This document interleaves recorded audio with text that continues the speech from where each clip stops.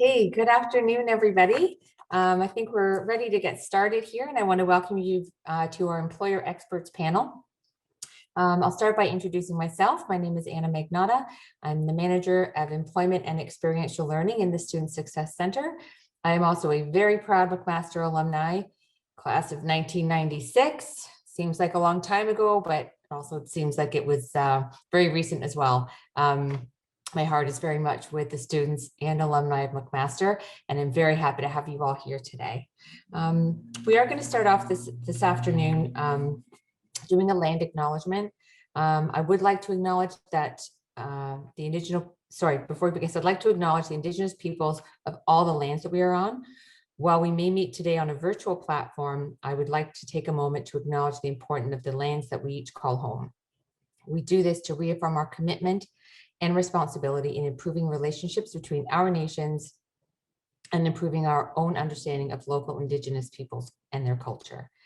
McMaster University recognizes and acknowledges that it is located on the traditional territories of the Mississauga and Haudenosaunee nations and within the lands protected by the Dish with One Spoon Wampum Agreement. I'm grateful to be on this land, and it's with gratitude that I acknowledge the original inhabitants and their rightful roles as stewards of this land. Let us take time to honor the memory of the Indigenous children who never returned home, including the 215 children whose lives were taken at the former Kamloops Indian Residential School. This is a living trauma for Indigenous peoples, their families, communities, and there's so much work to be done to acknowledge and address this national tragedy and continue the work of advancing truth and reconciliation. We'll begin the moment of reflection now.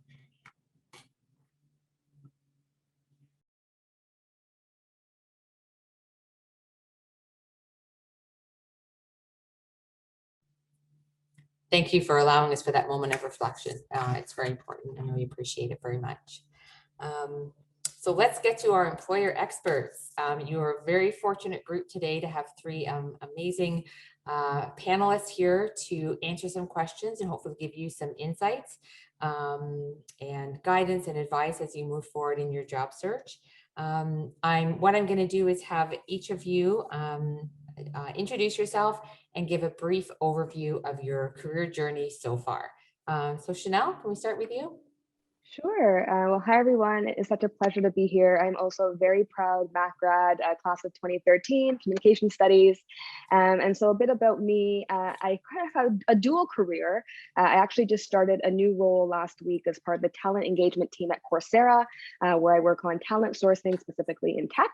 But then I also have a side hustle, a blog that I started in 2016 to write about my career journey and personal branding and everything that I was learning to develop my career. And I proudly still work on that, and that launched a public speaking career and writing and educating, and that's something that I'm very passionate about. And just a bit about my journey, how I got there. When I started at McMaster, I had no idea the kind of career path that I wanted to go down. I thought that I was going to get into law. I took communications 1A03 in my first year, was completely mind blown, switched my program, and from there that started a journey into wanting to think I was going to get into public relations and communications. I worked for a few years in digital marketing and social media, and then most recently transitioned into the talent field, which I really love and I'm very passionate about, especially in times like these when the pandemic has had such an impact on our careers. And it's a pleasure to be here today to share some of the insights to help you navigate your careers. So thanks for having me. Thanks so much, Chanel. That's a great story. Delaney, would you like to go next? Sure. Thank you very much, Anna. So I'm Delaney Kalagiros. I am the Manager of Strategic Talent Acquisition for Sinai Health for its two main campus sites. So that's Mount Sinai Hospital and Bridgepoint Active Healthcare. Like Chanel, I didn't start off my career in human resources. So I was an economics grad first from Brock University. And then I actually migrated from St. Catharines, Ontario to Toronto for an opportunity. So I had to do that very quickly and take that big risk to go to the big city. And then I got in from a regional sales manager, I got into human resources for a staffing company, which was a big IT staffing company in Toronto.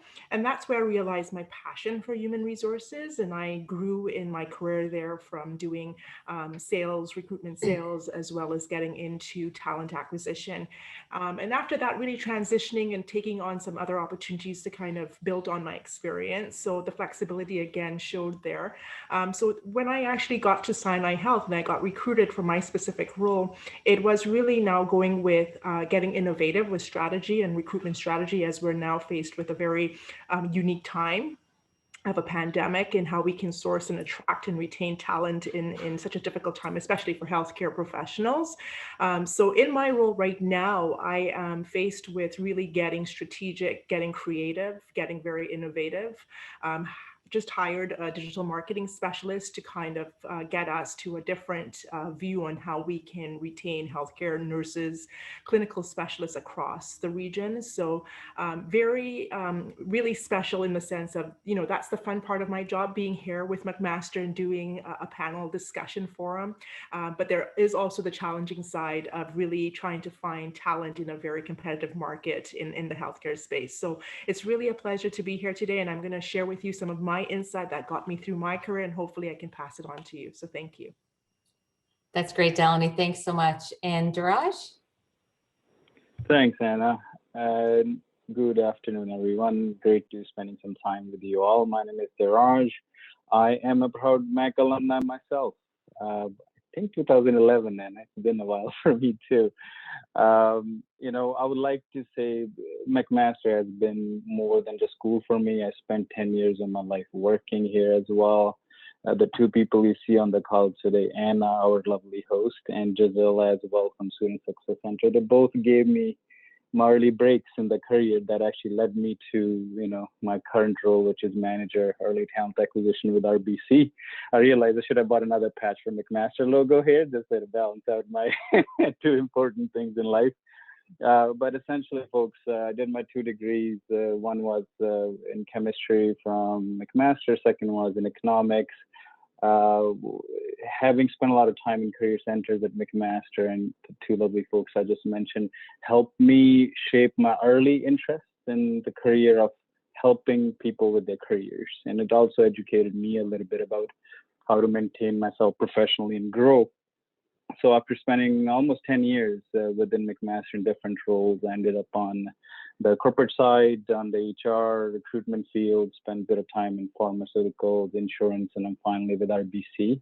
And it was my lifelong dream to actually work for a very specific part of recruitment with RBC. And without Anna's and Gisella's help, I don't think I would have gotten there. So I'd love to tell more about that. And also there's been a lot of good highs and lows in my career. So happy to share some of that as we chat. So thank you, Anna. Oh, thank you, Duraj. That was great. Thank you, everybody, for sharing. I just want to point out, I think it's interesting that all 3 of our panelists started their university career with a different career goal, or maybe no career goal, but sort of started somewhere completely different than where they ended up. And I think that's such a common story, and it's a great story to share, especially when there may be nerves around, I don't know what I want to do. I have a degree in chemistry. What am I going to do with that? I don't really want to work in a lab. So I love that you all have that in common and we're able to share today. I think that's a really great piece of advice just on its own in those introductions. So thank you so much for that. So I'm going to start going through some questions. Again, I may ask 2 of you or 3 of you. I'll just be sort of basing that on what I hear and also timing. So we'll start with you, Delaney. What advice would you give your final year self?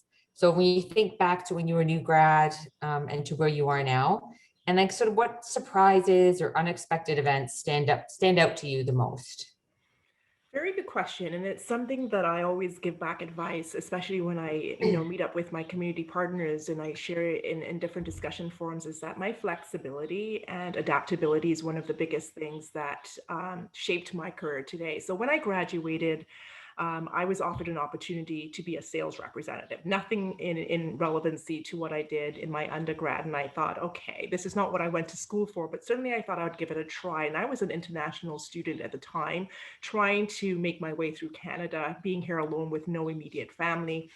So one of the things is that, I went in there and I proved myself. And I think that flexibility and just rolling up your sleeves and really showcasing your transferable skills and how you can, really promote yourself and what you can offer and add value to an organization is very key. And sometimes you're going to get into a role not necessarily where you would hope to be, but certainly I think it's a door that can open up to so many different avenues.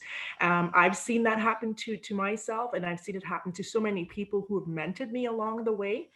So I think that flexibility, adaptability, and really having that perseverance is key. Yeah.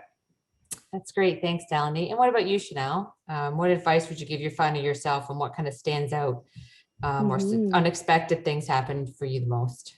Yeah, I mean, as I shared in that sort of brief overview of my journey, I wasn't expecting to make so many career pivots. I think when I think back to being in my final year, I thought my career would be this sort of straight and narrow path, but it definitely was more of a roller coaster with so many different experiences. And so if I were to go back and give myself some advice, it would really just be open to different opportunities, exploring things that I'm curious about, and just acknowledging that you don't have to stick to one career path. It's okay to make changes and to pivot as you need to. You know, I think again, we go into things thinking that things are just going to be straight and narrow, but I've experienced, you know, being laid off during the pandemic, unfortunately, contracts not being renewed, and you need to know how to adapt. Like Delaney was saying, it's really about just being adaptable and resilient, and allowing yourself to just evolve as things evolve. And you know, the career that I have now, working again in talent engagement or recruitment marketing, it was a field that I didn't even know existed when I was in McMaster. I'm working in a field that I had no idea. I had no idea I'd be blogging and writing and all the things that I do. But I think as you allow yourself to just be curious, allow yourself to just enjoy the journey, that's really the advice I wish I had, because I think I had that tunnel vision that I would just pick that one career and that would be it for the rest of my life. Absolutely. Thank you so much. And how about yourself, Diraj? Well, I would like to say, and I've gone through a few exploratory stages in my career. You know, I'm going to start with McMaster, because that's where a lot of critical things happen for me in terms of shaping my interest. I think two scenarios stand out. You know, fresh out of school, even though I spent quite a bit of time working in McMaster as a student, I did recruitment for the university for a bit, but then that was a smaller contract, and I was tussling between different options with my science background, you know, but then I liked what I did for McMaster. So I think hindsight, I would say, and I'll share the advice with all of you, to pay attention to what you genuinely are enjoying doing. You know, your education, your career sometimes don't always sort of go hand in hand. So when I was looking at sort of some temporary unemployment fresh out of school after a few months of contract, and I gave me my first chance for sort of a brief time to work on a team. I bring this up because sometimes we overestimate certain jobs or underestimate smaller things. You know, if it appeals to you, please pursue them. If Anna wouldn't have given me a chance, I wouldn't have taken up on it. It wouldn't have led to other things. So frankly, you know, I have so many stories of McMaster time that have led me to this, but I think to finish this thought, I would say, you know, I've gone through some up and down since then. One thing I would like to say is, don't give up the things you enjoy doing while you're job searching or building your careers. Like for me, I gave up running in few of those challenging times and I wasn't happy. So pick that one or two things that's very near and dear to you, maintain that in your life as you're figuring things out. Otherwise, it will become very challenging for you. Rest, I think a lot of hosts or panelists have also stressed on this. Don't, you know, explore, you know, don't think anything in below you sometimes. Without trying, you don't know. Just 2 cents in my end. That's great. Thanks. I love those positive things, Diraj, that you mentioned to stay with. And I think it's really interesting that everybody talked about flexibility and adaptability and resiliency. And I think probably like no other cohort before, the people that are graduating or have recently graduated really have had to be flexible and adaptable and resilient with their studies and, you know, the recent job market, even part-time jobs. So I think, you know, if those are really key skills, and then our alumni and new grads are going to be going to be very ready for that, because they've definitely honed those skills, I think, as we all have over the last couple of years here. So Diraj, you sort of spoke to this already about keeping positive in your job search with the running. So I'll ask Chanel, what strategies did you use to keep positive in your job search? Yeah, that's a good question. And I also kind of most recently went through a job search as well. So I'll share some of the things I most recently did. I find it really important to track your progress. I think it's easy to get caught up in your job search, but keeping track of the things that you're working on. Like how many applications have you sent out? How many interviews have you done? How many informational interviews have you done? And on that note, informational interviews, reaching out to alumni, reaching out to people in the field and in roles that you aspire to get into, and saying, hey, can you take 5, 10, 15 minutes to have a virtual coffee chat with me? Those conversations can go such a long way. Not only do you get that encouragement from someone, that has been there, done that, but you never know what doors they could open or a referral that they could give you to give you that job opportunity. So that's definitely something that I did a lot when I was in McMaster, just taking that time to meet with people because they were just such a wealth of knowledge and insight, and everybody was so willing to share. And another thing I also like to do is take an online course or read some work-related books while I'm job searching. I find it's just great to learn some new skills while I'm job searching as well. Again, just to kind of keep in that positive mindset and to not get discouraged. So those are some things I definitely recommend. That's great. Thank you. And Delaney, how about yourself? Some things you do to stay positive during a job search. Yeah, no, searching for a job is actually a job in itself. And it could become tiresome. And I think that every day when you're searching for a job, you got to wake up every day and keep at it. Like you've got to be at it. And right now, I think it's more competitive than it has ever been because there's, a lot of people on the job market that unfortunately have been impacted by COVID-19. But I think that you need to kind of probably get a different perspective because a lot of the common theme is that people apply and they don't hear back. And maybe get a perspective on maybe your application, like your resume, and make sure that it is, what you are hoping for it to reflect to the person reviewing it. Is it saying what it needs to say? Is it formatted well? And I think that, like Chanel said, having that positive mindset also means that you will get a lot of no's in your job search, but you will get that yes eventually. So when you are getting discouraged with a lot of no's, make sure that doesn't discourage you to keep applying, but making sure that you're applying to the right jobs. Because we also see people who also apply to jobs maybe bigger than their experience and qualifications, or they're not aligning their resume or documentation to reflect their skills. So they're not doing themselves justice. So that would be my 2 cents, in the sense of just making sure that you can align your documentation, get that third perspective, and just apply every day, because it is going to be a tough search. Yeah, absolutely. Thank you for sharing that. I'm going to move to the next question and have you start with this one, Daraj. Chanel talked a little bit about networking and having those conversations. So, we do talk about the importance of networking. It's a super scary word. Yeah. I don't even, particularly like networking, but it's part of my job, so I do it. So like, does it really work, right? How has it helped you, Daraj, in your career so far? And what do you have for advice for new grads, especially when it seems like a nerve-wracking thing to do, right? So what advice would you have, and does it work? Does networking even work? Well, simple answer is yes, it does. I think I'm in double digits now, so amount of jobs I've had since graduation. And, every single one of them have been through networking. I already mentioned about sort of having the pleasure to work for you. And I think that really came from the fact that I networked as a student. I got a chance to sort of just get to know the people across, my teams and sort of colleagues, etc. So I think networking, it seems scary because a lot of times when we think about it, we feel that we need to do this while we are job searching only. So what I would recommend is, I think one of our panelists also mentioned, the consistency is key here.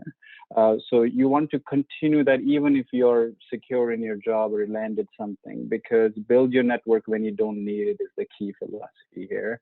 And it will, the more you lean into it, the better it gets.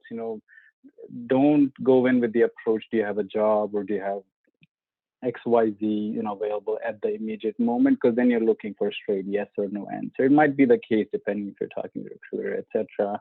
But honestly, just make genuine attempts to learn about what their culture is like, what the company has to offer, and just have a conversation with them. People will likely remember that more than you're trying to sort of jam in sort of a lot of things about you in the conversation that is starting to feel like you're just asking for a job, right? So I think it really, and there's no sort of perfect way to do this, right? I think just understand you're talking to a human being, and they also have their own fears and priorities in the day, right? There's only so much mental capacity each person has. So, if you can engage them in a conversation, that's probably likely that they'll remember you and hopefully leverage that. So I think in this day and age, technology has helped you, but at the same time, it gets overwhelming. So don't go for quantity, go for quality conversations and stay with it. Without that, I don't think it's sort of the brightest idea to just apply for jobs that just sort of taking it all for chances, right? So to finish this thought, 70% of the time you should be spending networking, and 30% of the time you should be spending submitting your application. I think that's the right number. It has worked for me every time and continues to be the case. So for me, that's really how I made my career so far. That's great, Josh. Thanks. And I love how you said build your network when you don't need it. And I love that because you probably it's no less pressure, right, to build the network when you're just trying to have conversations with people. What about yourself, Delaney? What are your thoughts on networking? Does it work, and how has it helped you so far? It does work. Definitely, it does work. And it has worked for me in different ways, as me trying to get clients when I was in the staffing industry, as well as for me as a manager of strategic talent acquisition, trying to acquire talent and reaching out to people and to see how they know someone in their network. So I think, Dheeraj has hit it on the head in the sense of, you don't network just because you're looking for something out of that person, but you want to add value to. And most times people try to network with the hiring manager. I always say, try to network with people who have a similar background to you as well, maybe that are working on the team that you want to probably get on, so that you can see that relevancy. You can share a common maybe skill, a qualification, or even the same alumni that you're a MAC grad, and maybe that person is a MAC grad too, and just say, listen, I want to get into a similar field as you. What did you do? And people love to talk about themselves, so they will probably share some insights to you, right? So I think certainly, it does work. You just have to make sure that you're asking the right questions, and what do you want to get from that networking, approach.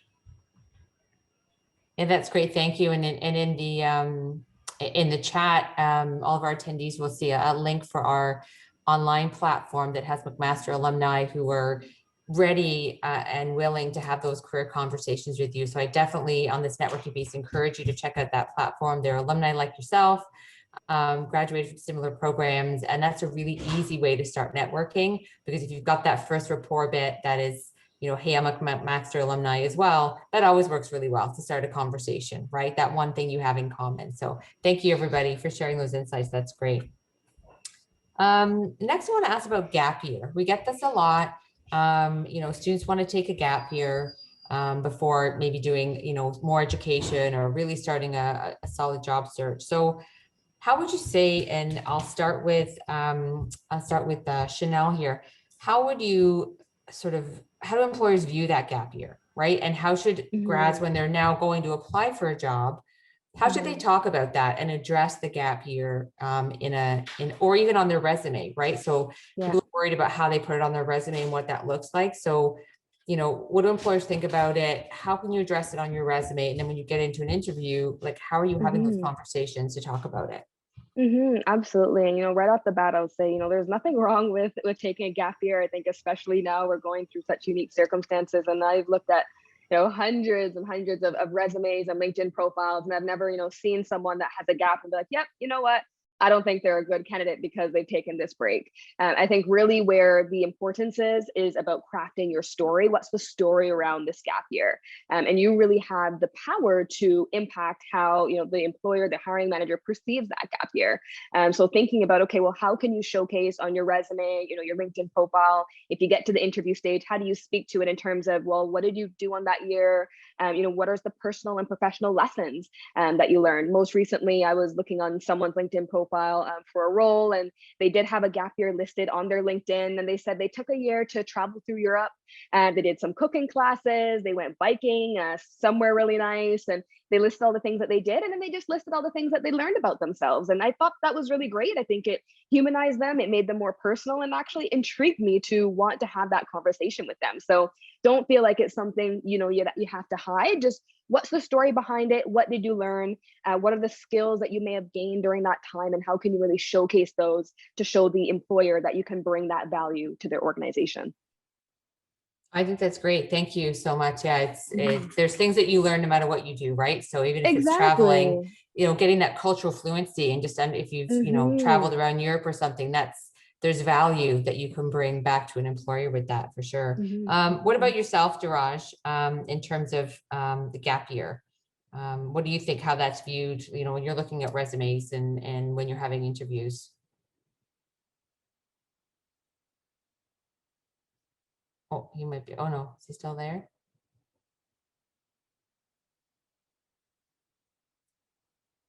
Okay, I feel like Diraj is frozen. Are you still with us, Diraj? Okay, we'll take a pause on Diraj. Hopefully he can reconnect there when he has a minute. So Delaney, can you speak to the gap year for me? Sure. I think a gap year is not a major concern. If you have a gap of 5 years, certainly, I think a lot of employers would be reviewing that. But I think, if people do take a gap year and they state maybe some personal time off, I think right now, and Chanel, you did, mention that it's needed now more than ever. I think people do need a mental break, and they do need to get away from, just probably applying for jobs or even their work environment to take that mental health time. So I think that if you kind of know that, sometimes it's related to the person that's reviewing it and say, you know what, I actually had that experience in my past life, and I can relate. So don't be afraid to make a note. And of course, you're not getting into details in your resume, but you're making a personal time off, a mat leave, or you're traveling around the world. And again, that shows relevancy. So I think that's important. But on your resume, if there is something else that you can, again, add value, and you're showing that, okay, although I took a time off, but I did some, skill building, or, I went to travel to see different cultures, because now we're in a time of diversity and inclusion and belonging in the world, that I think that shows, okay, this person just didn't take a time off just to do nothing. They're certainly doing other things that they can add value to the organization. Okay, that's great. And that really speaks to one of the questions that I've got here in the Q&A, and I'm going to ask it. So it's around having a gap on your resume, or having insufficient experience, let's say due to mental health issues. You just talked about this, or crisis. How can an interview explain this to an employer and properly address it, so it's not a gap year where you've traveled, there's just a gap in employment? How can you explain this properly without sort of compromising, yourself, or feeling comfortable to talk about that? Well, we all experience burnout, Anna. I think we'd kid ourselves if we didn't say that we did. I think that when you go into an interview, you're not getting into very specific details, but certainly you just need to mention that you needed to take some time, personal time off, to regroup, so that you can come back more energized into an opportunity, or getting back into your role. So certainly I would just suggest by saying that I just needed to step away and take a moment to really address my personal well-being. And then I'm happy now to get back into the workplace. I'm energized. I've brought in a different perspective. I can bring in some other skills that I've acquired along the way. And I think employers would appreciate that. I actually had somebody, I would say 2 months ago, who shared that in an interview, and I appreciated their transparency and honesty. And really, they are an employee here at our organization because of that, because of showing that we all go through stuff like that, but we need to acknowledge it. And once you can be honest to yourself, and you can show that, hey, I'm energized and ready to go, and this is how I'm ready to add value again, then we appreciate that. And I certainly think it will do everyone great. That's great. Thank you for asking that from our Q&A. And I do see another one in our Q&A, which I will get to shortly. So Diraj, maybe I'll start with you for the next one. Sure. In this recovering labor market, how can our new grads stand out when applying for positions? Or interviewing as well? Like how can you make yourself stand out? Yeah, so I think the methods may have changed, but the lens where employers look at candidates, I think, stays consistent, right? So, what I would recommend is use this time if you're just preparing or gearing up for the busy recruitment season. Is boost up your online presence. If LinkedIn's profile hasn't been something you visited in a while, make sure it's speaking to your skill sets. I find in your applications, you can add those customized links there as well. If you're doing certain projects on site, if you've been, there's a lot of students I'm finding are doing virtual volunteering. Even there's some cool things students have done lately where they help the government by taking pictures of their local water bodies, for example, and upload online, right? They can still do that. So I find a lot of you, I'm pretty sure, have been involved in some way, shape, or form. So I think it's time for you all to revisit what some of your recent things have been outside of your classrooms, perhaps, or even outside of your work. Honestly, this is something we genuinely like to see. There was a comment from one of the panelists about hearing your story. We like to hear those things in your story. We have had retired NFL players apply for us with that gap year because they got injured, changed their careers and all that, right? So I think don't underestimate also the value of your cover letter. This is where you want to sort of tell us your story. If there's something very unique about you that you're struggling to put on your resume. And last but not least, I would say have highlights of your skills or summary of your skills on your profile. Some employers are implementing artificial intelligence systems, some are not, so it's just a gray zone these days. But if we don't see it on your profile, we can't really go further. So make sure you're going away from vague things and you are talking specifically about what you have solved, what you have led, and what you're capable of, even if you're in the process of doing so. I think there's one of our panelists from Coursera. I would love to hear their perspective on this, but there's a lot of sort of cool coursework that students are doing or in process of doing. So tell us about that as well. We'd love to see those things in your profile as well, right? And last but not least, reach out to us. We like hearing from candidates, so don't underestimate networking. That's great, Dheeraj. Thanks. And Chanel, I'll let you answer to that one as well about how to stand out. When you recently had to do it yourself or you were job searching. So from that perspective, but as a new grad, like how do you stand out and make yourself get put in that yes pile when they're going through the resumes? Well, there's two things I'll say there. I mean, first, I completely agree with everything Dheeraj was saying in terms of the storytelling piece. And I like to recommend to students that they actually build a story bank. So really just a list of stories from your personal and professional career that you can use in your, your resume, your cover letter, in your interviews, online content for your personal brand. The storytelling, that's what makes you memorable and that's what people remember. So when I'm interviewing somebody or, even just reading their LinkedIn profile and on their summary section, if they tell a bit of a story about their journey, that's really compelling to me. That makes me want to reach out and to pursue them further. And that stands out compared to somebody else that maybe has a blank LinkedIn profile, doesn't really have much to say. So that's something I would highly recommend, that you just have that story bank going. And then the second thing, I think, especially for new grads, what's challenging is, you don't have as much experience, right? So you may encounter that a lot. Oh, you may not have enough experience. And really experience just equals trust, right? The employer wants to know that they can trust you, that they can trust you to bring, some value to the company. And so some things you can do is, how can you build some work samples that you can attach to your application? I love when someone, in addition to sending in their resume or their cover letter or their LinkedIn profile, maybe they add a little personal website, a portfolio, a link to a project that they worked on, something to show that, yes, they have the education, they have the skills, but they actually know how to apply that. They have those practical applications. So that's something that stands out as well. And definitely don't underestimate the power of a referral. That goes a long way in building that trust. So maybe, again, if you don't necessarily have the into the company, you don't have all that experience, if you have someone in the company that can speak on your behalf, somebody that the company trusts, that's going to go a long way as well. So again, the networking piece that ties into that is, the network can really help you to open those doors and to stand out, because when we have a huge stack of applications that we have coming in, and if we have somebody that said, hey, you know what, I can actually vouch for this person, I think they're really great, we're more likely going to go to that referral. So don't underestimate that. Absolutely. I like that networking is coming into all of our answers. So we'll Absolutely. keep hammering that point home. There's a question in the panel, and it kind of speaks a little bit to what we're talking in the Q&A, and it speaks a little bit to what we've been talking about.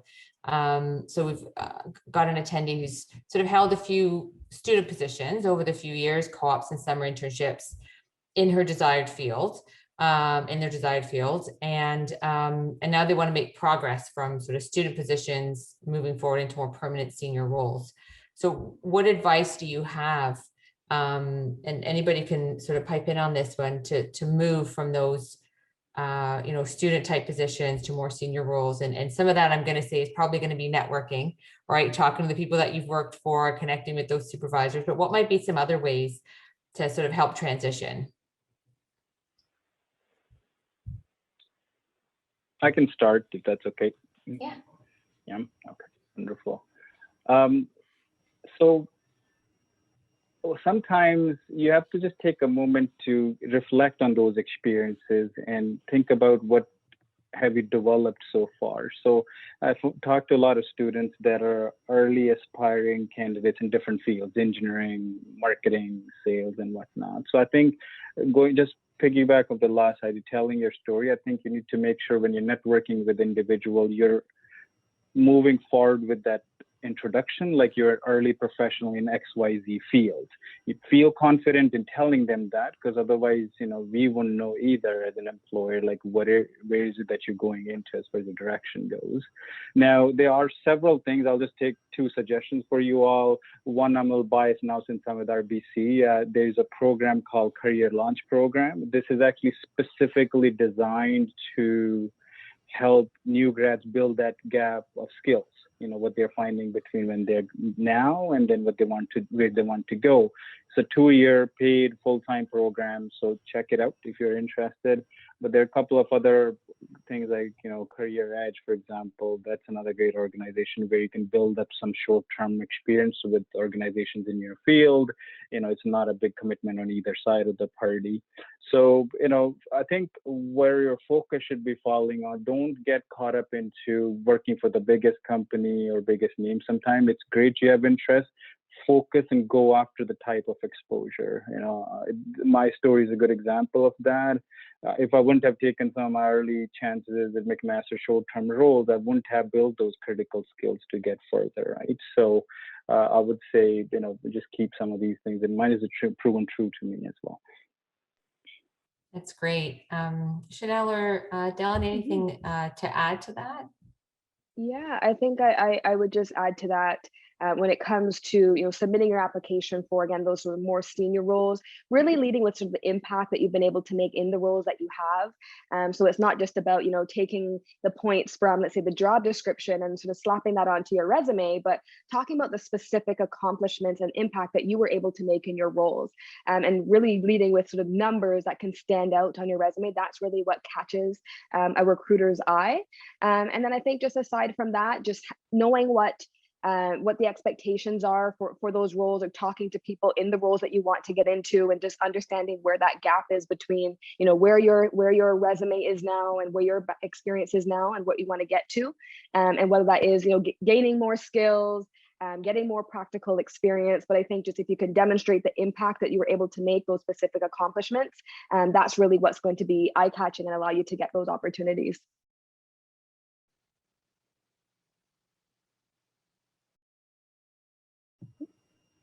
I'm muted, I'm back. Thank you so much for addressing that attendee question. It's great. And this kind of the next question, and I'll start with you, Delaney, if that's okay, talks a bit about this sort of standing out piece as well. But like, what are your recommendations for skill building after graduation, right? So we've completed our degrees and we've graduated, but as we know, we need to keep going, and maybe you want to build skills towards a particular career.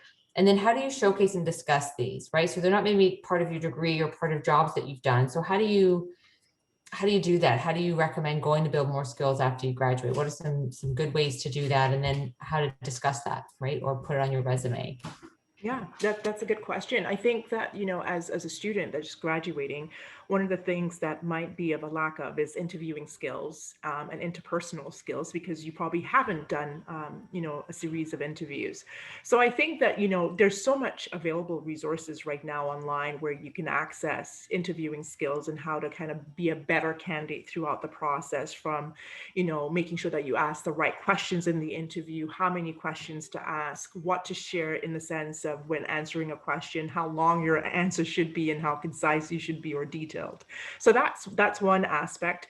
I think the interpersonal skill aspect is something I want to address, because we find a lot of qualified people who come through the process, but their interpersonal skills is very much lacking. And I think it's very important that, again, there's available resources online where and if you go through your local library, I know LinkedIn has availability of resources for training on a regular basis. So, you can get some training on how to, deal with maybe team management, or even how to probably deal with conflict and resolution on a team. Because if you're dealing with maybe a team size of 50, 60, best believe there's going to be some sort of conflict or disagreements in decision making, or what the list goes on. So I think these are two aspects that I wanted to share, is making sure that you know how to build on your interviewing skills, because you can have a great resume, you go through the interview and you just don't get the job if you can't interview it well. And then if you don't have that interpersonal skills being shared on your resume or even in the interview, then you can have all the skills, but if you're not showcasing that other side that we'd love to see, then you're still not going to get the job. Yeah, that's great. Thanks. And I'm going to go to Duraj, because Chanel, you mentioned about some of this already, about putting sort of links or portfolios and extra stories to sort of talk about yourself. So Duraj, what are some of your recommendations for skill building after graduation, and best ways to talk about and discuss these? Mm-hmm. Well, I think, there are a few things you can practice some of the online tools. But if you're struggling to even frame, like, where do you start sometime? I found I struggle with that too. Like, what should I focus on, right? So, like, as far as this continuous skill building goes, and we talk a lot about these soft skill and communication skills. If I were to translate this in real life scenarios, what that means is ability to write good emails, being able to do well in meetings on your teams, and not being hesitant when you have a good idea. And it takes practice to do these things well. So what I would say is, either you can read a book, Chanel, I'm sure you have some ideas about Coursera courses. I'm a big fan. I've done a few courses there. They're pretty economically easy to do.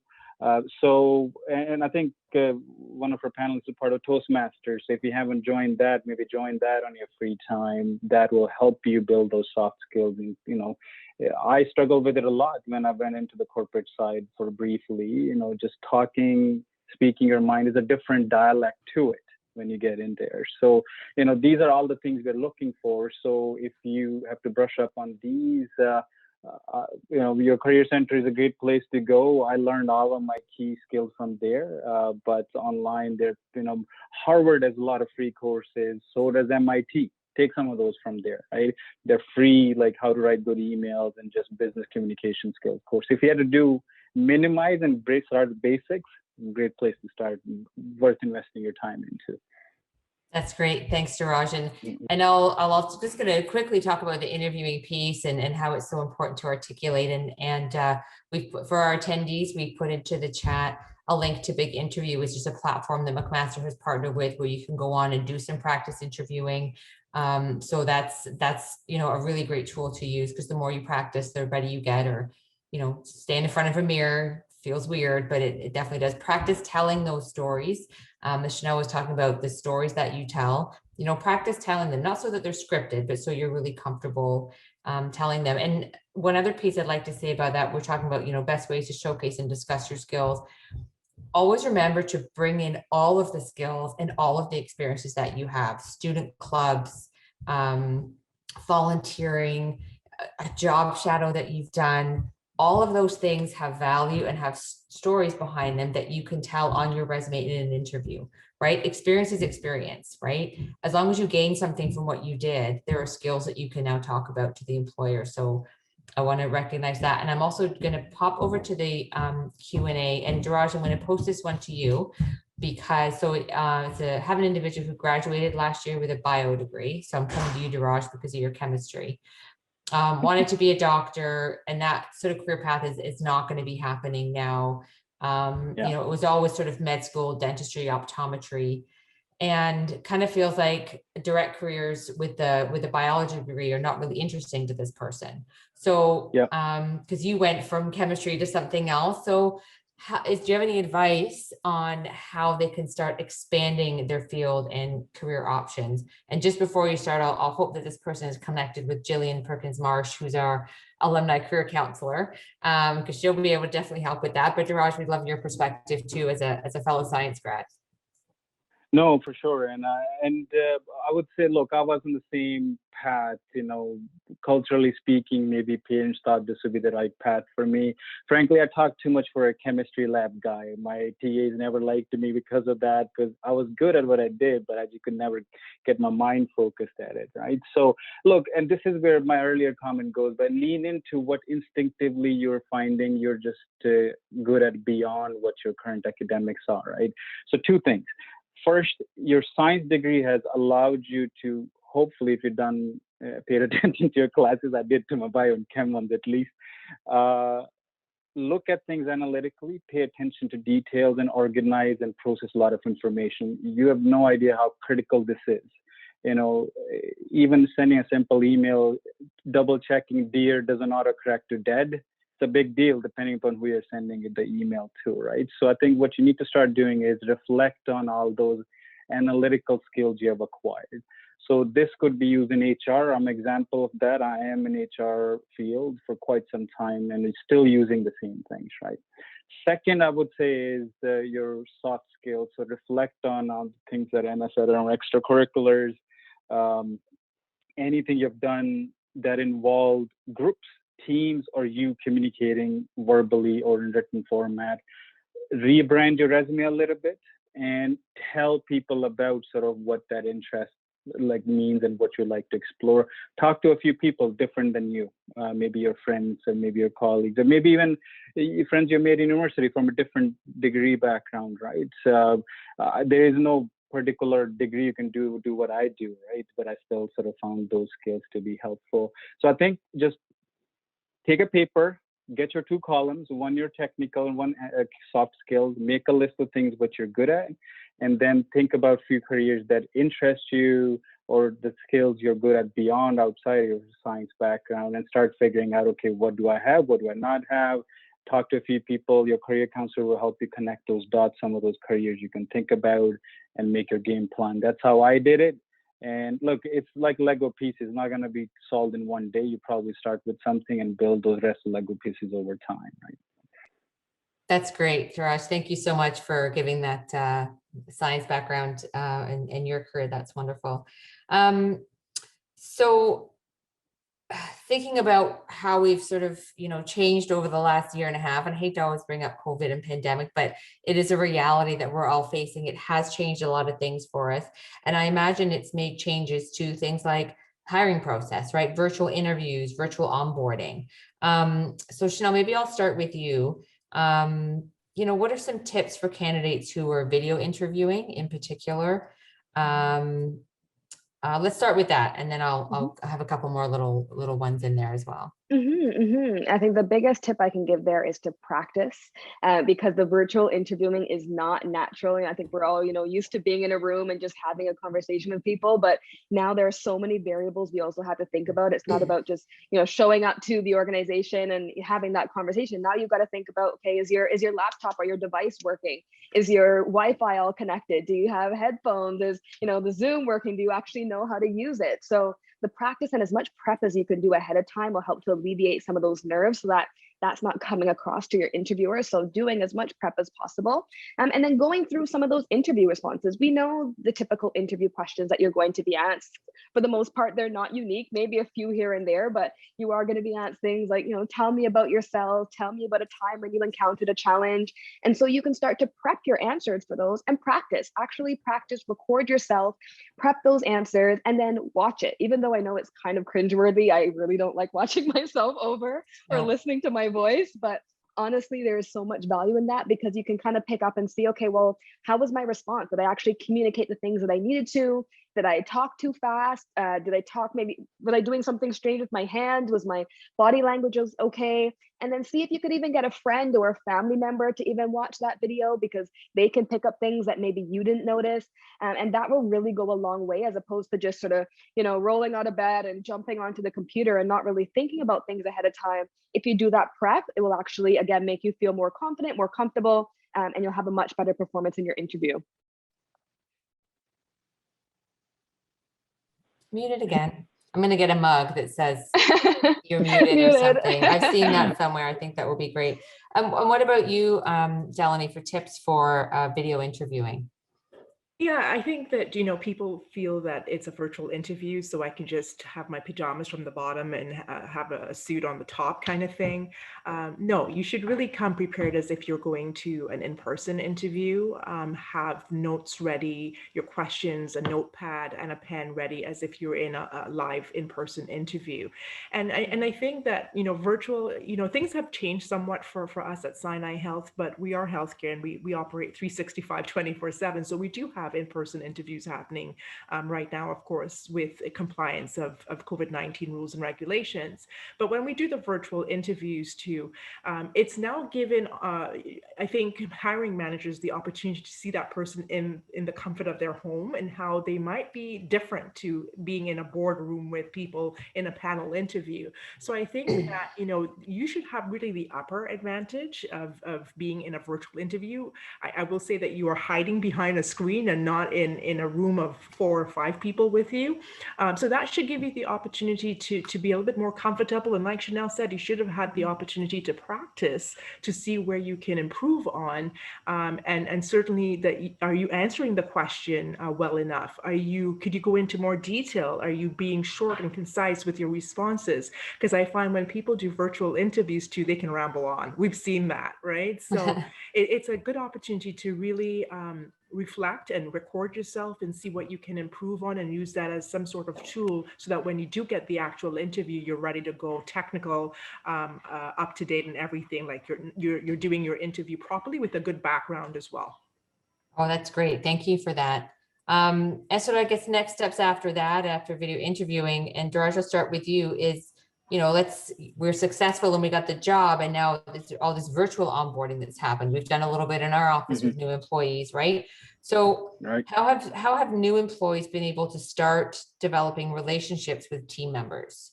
Because that might be a nerve thing. You're starting a new job and you're like, how am I going to become part of this team when I'm only seeing people on video chats and doing email? So what are you seeing in that area, Daraj? I'm finding, when this became a new setup, everybody was a little bit of adapting to it. And sometimes we rushed into a lot of conversation and giving all networking opportunities to teams. And the thing is, that brings a lot of fatigue on its own, right? Everybody's already sort of trying to maneuver this whole working technology. So a couple of things we have done better this year, and I think it evolved. One is give people chance to have organic conversation. That's the only way they actually get comfortable with each other. So smaller groups, you will have either mentorship circles or just get to know the other team sometimes, right? So great way for you to just have a conversation. We'll have virtual picnics. We'll just play some Kahoots game briefly and then just talk about sort of what's happening in their world and just hobbies and stuff. We don't talk about work for that 1 hour. We just talk about everything else, right? This really just humanizes you a little bit. I think it's very difficult to not talk about work at work, but it's important now to do that so everybody feels comfortable being vulnerable, right? Everybody has their own challenges. And I find here the culture is that I find my colleagues, sometimes there's kids walk into the meetings and we have buffer times planned for that too. It's like, all right, we'll come back to this, right? And I'll just finish with the last thing is, the organization as a whole, like our benefits that we get sometimes, just there's a lot of emphasis on mental health, etc., that has been added to what we already had. And I think this is not to tell, RBC has great benefits. I think as an employer, this is important. and without asking it's needed. So I find we've been leveraging a lot of that too. Sometimes people just need that support, outside of a work day as well, right? So these are a couple of things that are emerging, and we're probably never going back work full time. It's going to be a hybrid model either way, right? So some of these things will stay as a continued best practice. That's great, Daraj. Thanks. And Chanel, what are you seeing with sort of team building and that virtual onboarding that students can sort of expect to see? Just realized I'm on mute. Well, I'm sure a lot of organizations have some form of sort of a virtual coffee chat type of thing. I know I just joined at Coursera. We have something where you're sort of matched with one or two other people in the company, and then you can just jump on a Zoom and have a virtual coffee chat. And that's a great way to, again, not just get to know people in your immediate team, but people in other teams. Again, it's all about networking, meeting as many people as you can in the company. But I also just want to stress in general, the relationship building piece is so key. And so not, logging off when it's time for a team building activity, really, getting the chance to get to know your colleagues, because those relationships, that's a big piece of, if you want to get hired on afterwards, if it's an internship, for example, or a co-op, you have to build those relationships. It's not just about sort of getting in the company and sort of keeping your head down and working hard. Yes, the working hard part is important, but the relationship building piece is so key. And so I think that's definitely something, I think as a new grad for myself, if I could go back, I'd say, yes, you got to work hard, Chanel, but yes, you also have to, get out there and meet with people. Of course, now it's virtually, but making that time in your calendar and really making an effort to show up and just be personable. That's great, Chanel. Thank you very much. I'll go to the next question. We're still sort of talking about the changes and differences that we've seen over the last little while with things moving all sort of virtual and hiring processes changing. Delaney, what's your opinion on using social media? So LinkedIn, but Twitter and Facebook for job search purposes. And how can grads leverage to create a strong online presence? Great. So social media, although it's your personal account or tool, it certainly can be beneficial in the sense of job searching, because you now can see what organizations are doing out there. And again, part of the job search process is researching.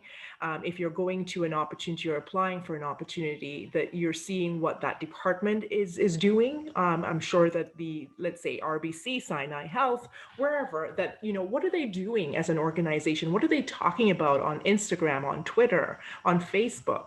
And then also having that knowledge. So when you do go into the interview, you can even show that you've done your research and have that intellectual conversation with the hiring panel, right? Again, if you're liking things on social media or disliking things on social media or making comments on social media, remember there's ramifications to that. And so your own opinions and comments should be positive and remain positive, although it's your own personal account, because you are going to be a reflection, and then hiring managers are seeing you as a reflection of their organization. So you should keep it positive and just watch what you're liking and commenting, because again, I'm sure the HR team, not only at Sinai, but across, are looking at people's social media accounts, their LinkedIn profiles to see what are they saying, who are they following, what are they liking. So that's my advice for, engaging in social media for your job search. That's great. Thank you. What about yourself, Chanel? I think and doing an audit, like just to go off Delaney's point, is so important, because sometimes you think, a post or a photo that was taken long ago is hidden, but people can find that. And I've seen so many people, unfortunately, lose opportunities because of something that they've posted. And it would just be a really negative reflection on the company. So taking that time to go back and remove things, untag yourself from those photos from that party may have been fun, but you don't want people to be able to see those things. But I think aside from that, just again, taking that time to engage and follow the companies that you're interested in, especially on LinkedIn, because on LinkedIn, when we're in the back end and kind of doing our recruiting and looking for talent, one way that we can actually filter for people is by if they've ever engaged with the company on LinkedIn, or if they're connected with people at the company, and so you're more likely to actually show up in a search if you're doing those things. So if there's a company on that list that you really would like to work for, make sure you're following them, engage with their content, because if you do get that interview opportunity, you you can actually bring that up, and they may even be familiar with your name, commenting on those posts because you actually have left some great comments on their posts, and you've shown that you genuinely are interested in working for the company and will be able to bring that passion. So spend that time doing that in addition to your job search, but engaging with the company online as well. And that's if I great. may Yes, add, of course, just, as a please. certified LinkedIn recruiter, I can tell you that Mhm. one of the things that I always suggest to people is to make sure that if you have a LinkedIn profile, remember your LinkedIn profile is not just plopping your resume into LinkedIn and making it a profile, but it's also another way of showcasing who you are. And recommendations on LinkedIn is really gold because it is showing that people are referring and saying that, yeah, Anna is that person that you should hire, and this is why. So I think as another platform other than references in your resume, you use that LinkedIn profile recommendation, get recommendations, even though it's from your volunteer experience or your student placement, to justify that you are a strong candidate in the process. That's great. Thank you for adding that. Yeah, it's how you use the profile as well, right? Not just having it there. So any additions to that, Daraj? Around the social No, media? I think we covered good ground. I would just say that yes, all these are right advice to follow. When you end up in front of employers for an interview, that research you have done, I find sometimes candidates burden themselves knowing anything and everything that's on the website. So I just want to put some people's mind to the ease as well. We probably won't want you to recite when we started as an organization, on which year we kind of merged with XYZ. What we really like to hear from you is if something particularly interests you about the company you like to solve or be part of. That's really what interests. So if you're going to spend time leveraging social media, that's probably what you want to focus on. A genuine interest in the organization we like to see. So don't feel like remembering everything you find online. Just focus on what sort of piques your interest. And yes, 100% agree. I think liberal quality control is important. It just speaks to your brand, right? That's really what it comes down to. So just manage it. It's not that hard. I even Google search myself. I used to show up more often in my university days. Now it's just all about work, but that's not a bad thing, right? So, echo everything what everybody said. That's great. Thanks for that. I'm just going to pop over again to the question and answer. There was a question here about sort of if you have a related background and you're applying to jobs, what is a good application to interview ratio, I guess, for job hunting, right? So X number of resumes going at applications. And I don't know, I personally, that's a hard one to answer because it depends on, the resume, right? What does that look like? How many other people are applying? So do any of you sort of have any thoughts on how to answer that question and what might be some good advice to sort of gauge? I think it was Chanel, you were talking about keeping track. Yeah, absolutely. So, yeah, what do you think about That's that? definitely important, but I think it's not about counting. I would say the number of applications. It's not about sending out as many as possible. I actually see there's value in having a targeted job search. So it's not about, okay, every single job I'm going to send out a resume, but actually maybe creating a list of, let's say, 5, 10 companies that you really would like to work for, and really investing your time to create some quality applications, because that will really go a long way. And you can really invest your time in, crafting a cover letter that's meaningful, a story that's really personalized to that company. Because, we can tell when you've just taken, a cover letter, a resume, and you haven't really tailored it to the job. And that does take time. It takes time to tailor your resume, to look at the job description and see how you can align your application specifically with that. And so that's why I say a targeted job search is actually so much better. You may send out less applications, but the ones that you are sending out are quality and they're tailored and they speak specifically to the company. And that's really going to stand out and increase the likelihood that you're actually going to get a response. Yeah, I think that's great advice about being targeted and tracking. I guess it will help you see, what you're applying to and where the patterns are, right? And maybe where if you're not getting calls, maybe you need to look at the resume portion.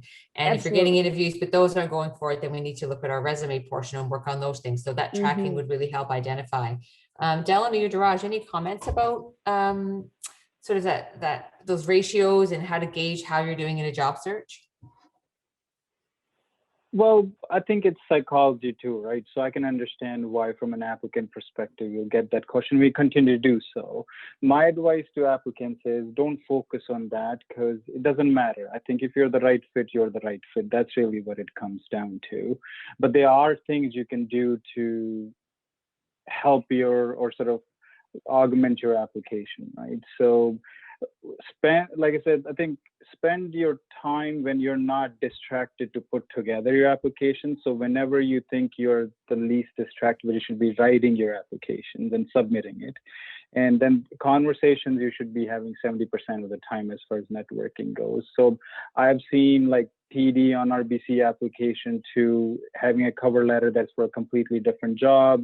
My other advice would be it's not always intentional. So pay close attention to what was the last time you applied for a job with that company. Sometimes you might have applied 5 years ago, your 5-year-old resume gets attached and there goes your chance. So make sure you know what you're actually uploading because sometimes those things become yes or no things decisions, right? Because we don't know what actually happened there. And last but not least, I would say, the point that made earlier, think about what you want to do and just focus on those key organizations and apply for those. That's your best bet. Honestly, you're going to spend a lot of time putting together a nice application just to submit it. It doesn't make sense. So have a strategy, pick out your top choices. Even if they don't have a job, contact them anyways. And then talk to them about that. Not all jobs are posted regardless. So fraction-wise, only maybe 2% of applicants actually get the job, right? But I can guarantee you 40% of them didn't even meet the criteria, right? So and then you eliminate if they actually have the skills, if they're actually willing to reach the location. And there's so many factors come into play, right? So don't get caught up in that. It's irrelevant to you. Focus on why you're a good fit. Reach out to people for the right networking and have a strategy. That's all what you need to do. That's great advice. And when you were talking about, when you customize your resume each time, I've had situations where I was interviewing and they, they're speaking to a different resume version than they applied with because you change it, and you should be, right, customizing and changing your resume each time you apply. Maybe those accomplishment statements are changing. You're putting in different results or successes. Make sure you save your resume by the job that you're applying for, like retitle it. You might have, 100 resumes saved, but that's okay. Because if you get called for an interview, you'll know exactly which resume you sent in for which job. And if you're customizing, that's really key. It's embarrassing to have that kind of mix up. So that's just a little thing that came into my head. Delaney, any more things about this topic? No, I think Daraj and Chanel kind of summed it up. I think it like they said, it could be distracting and discouraging more of a ratio. I think the focus should be on, making sure that your resume and your cover letter, because, cover letters are being considered more now. 5 years ago, maybe not so much. People would just say a cover letter and throw it over their shoulder. So I think that's where the focus really should be, is on the quality and where you're targeting your job search to, and ensuring that you're meeting those requirements. Because we see a lot of resumes come through. I had a job posted this week, and when I did, it was closed off, the deadline came through, there was 287 applications to the job. And I think that there was probably 10 qualified. So I think that, you've got to really make sure that you're standing out more so in your resume so that you can see that you are showcasing, your skills and your qualifications that are relevant to what the job is asking for. So that's where my focus would be. It wouldn't really be more on the ratio of me sending out an application versus how many interviews I'm getting. Right. That's great. And I'm actually going to throw another ad hoc question in here because cover letter has come up a couple of times. So we have lots of conversations with students about, how important is a cover letter. A lot of times students struggle with, what am I putting on here that's different than on my resume, right? Mm-hmm. How is this different from my, highlighted qualifications or professional skills? So I don't know if any of you and all of you, if you'd like, speak up on some advice on what should be in that cover letter, right? What are you saying in there that's not a repeat? You don't want to be a repeat of the resume, but you're saying, you want a student to stand out. It's a really great tool to have. So give us some advice on cover letters. We'd love to hear it. Yeah. Do you want me to start, Dana? Is that sure? Yeah, because okay. You just brought them up then. So yeah, go ahead, and then we can, Daraj and Chanel, we'd love to hear from you as well. Okay, so I mean, with the cover letter, I think, and I'll give this as a bonus question. One of the first questions that we ask in any Sinai interview is, "Tell me why you want to work for us." So I think on a resume, you're not going to see that, but certainly in your cover letter, you'll see why that person's attracted to the organization and why they're attracted to the role. So I think in your first statement piece in your cover letter should really showcase why you want to work at that organization, what attracted you to the role, and why you think you would be the ideal candidate for the position. Certainly that would be some of the things to showcase in your cover letter, but make it short and sweet, I would say, not to have a 2-page cover letter because you would be losing the attention span of the person reading it, but also, maybe your top 3 achievements. And again, as a student, as an experienced professional, these achievements could be very transferable. They could be very relatable. I had somebody that worked at Starbucks and they're a registered nurse. And they said, well, I became a registered nurse. How am I going to showcase my Starbucks experience? Well, I said to them, think about it. When you go to Starbucks, there's so many different options of coffee you can choose, and you have to remember all of that.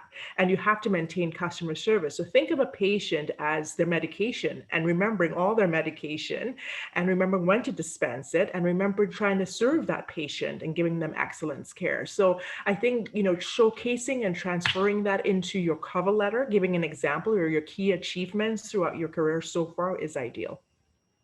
Mhm.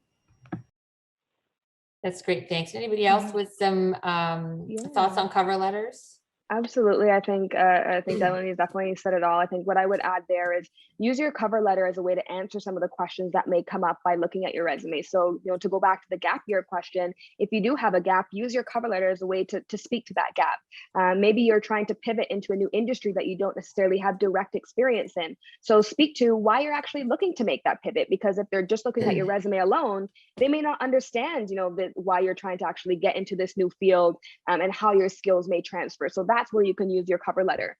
But in terms of a structure that I really like, really leading again with that story.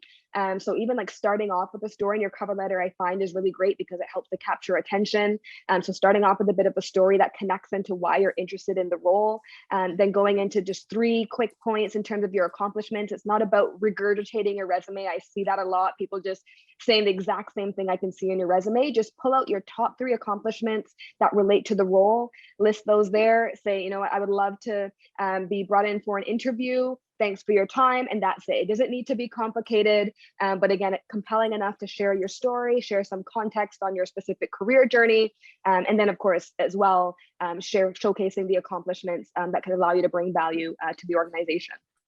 That's great. Thank you. And you know what? We do get so many questions about cover letters. So I appreciate all that input.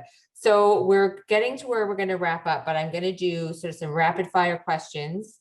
There's been no pre-planning on this one. So everyone's going to be flying by the seat of their pants. So I'll start and maybe we'll go in the same order each time to make it a little bit easier. So we'll do Chanel, Delaney, and Daraj, because that's the order you are on my screen. And we'll do some rapid fire questions, just short yes, no answers. Okay, so unpaid experience is as important as paid experience. Yes, absolutely. Yes. Yep, equal value. Awesome. I love that answer. I agree with that 100%. Don't leave a job until you have another job. Ooh, I would say no. You don't always need to. I would say, yes, because you want to make sure that, again, if you're having that gap, you left that job prior without having something else, they're definitely going to dig there. That's just my personal opinion. Okay. What about you, Daraj? What do you think? I would say stay in that job because it might be 1 or 2 reasons, but there might be a lot of reasons why you like that workplace too, and you don't want to burn those bridges. So, Okay. I think it's important to keep things in perspective. Sometimes we think about ourselves, and it's hard to then think otherwise. Okay. So also count what's good as well. Okay, great. I think I know this, but LinkedIn is a must-have for professionals. Absolutely non-negotiable. Yes. Yes. Okay, everybody, LinkedIn. We've got lots of workshops that we run on at the Student Success Center, and Jillian will have lots of resources and information to help you with that as well. So connect on that one. Video resumes, yes or no? Sorry, did I cut out there? Oh, no, you're fine. we heard. Okay, I like them. I think they're great. I think they're a great way to showcase personality. Just make sure it's a fit for the role and the industry that you're applying to. Not every sort of industry or role or organization Sure. would be open to that. okay. I'm 50-50 on that. It's innovative, and I've actually received one this week, but I can tell you that sometimes it leads to biases in hiring, and that's where it, from an employer perspective, we don't want to see a candidate be eliminated because of that. But certainly I've seen people who've gotten foot in the door faster with a video resume. Okay. Only if it's asked. I think we have some jobs that require, some don't. So only if it's required for that particular job with us. Okay. Yes or no, follow up an interview with a thank you note. Yes. Yes. Always. Yes. Right? Yes. What about thank you email? Is that okay too? It says thank you note, and I think that's Mhm. old school where we used to mail things, but like an email, right? Mhm. Yeah, Okay. absolutely. I'm dating myself when sending in notes. Okay. Oh, this is a good one. This is, everybody wants to stay for this one. Resume, 1 or 2 pages. Oh, Doesn't matter. yeah, 2 pages if it needs to be. I think sometimes you see a 1 page and someone's really trying to cram everything. If you need the space, I say make it 2, but make it worthwhile. So yeah, I wouldn't say it needs to be 1 page at all. Yeah, it's going to depend on experience too. I mean, somebody that's entry level, a student coming in, we wouldn't expect to see a full 2-page resume. So again, making sure that, again, what's the content, it's quality, it's relevant, that's more important versus a 1 to 2 page. Same, Daraj?